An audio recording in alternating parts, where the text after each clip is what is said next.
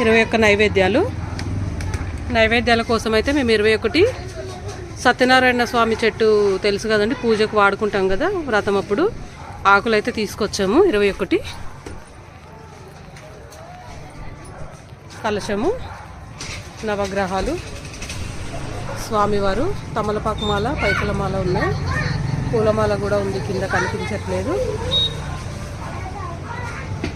పైన ఎలుక ఉంది.